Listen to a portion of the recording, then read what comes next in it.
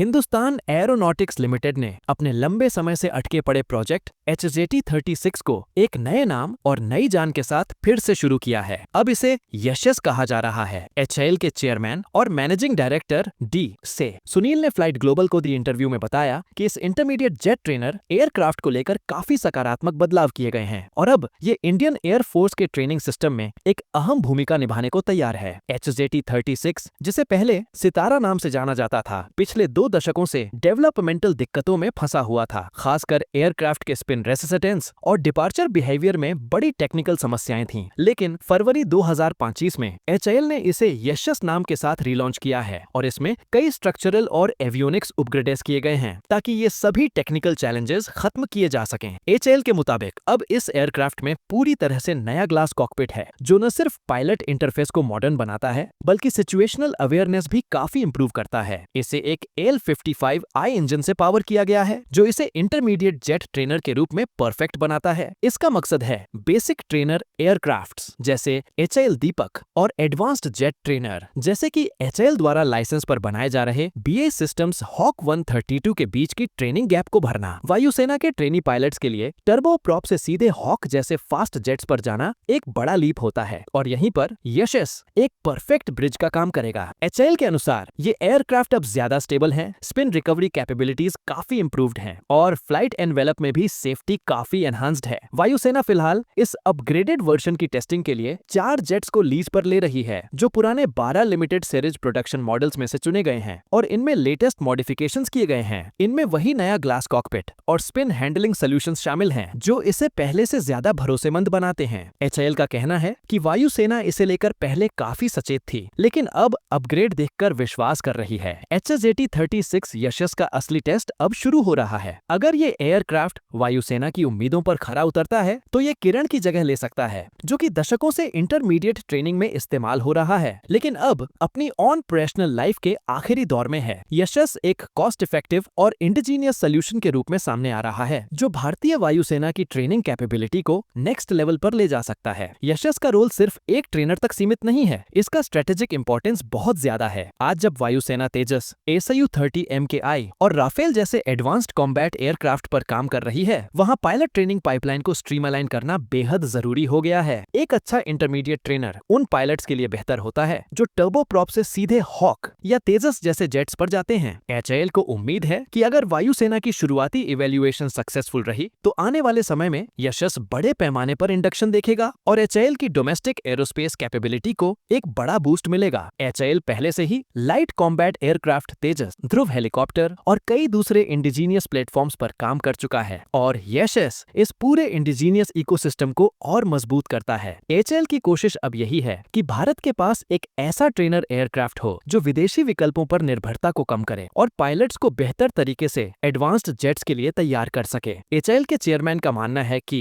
अब ये एक बहुत कैपेबल जेट है और हम पूरी उम्मीद करते हैं कि आने वाले सालों में ये इंडियन एयर फोर्स का आधार बनेगा। अगर यशस की परफॉर्मेंस वैसी ही रही जैसी HAL दावा कर रहा है, तो ये एयरक्राफ्ट न सिर्फ HAL की इंजीनियरिंग विश्वसनीयता को स्थापित करेगा, बल्कि भारतीय वायुसेना की पायलट ट्रेनिंग कैपेसिटी को भी नए मुकाम पर पहुंचा सकता है।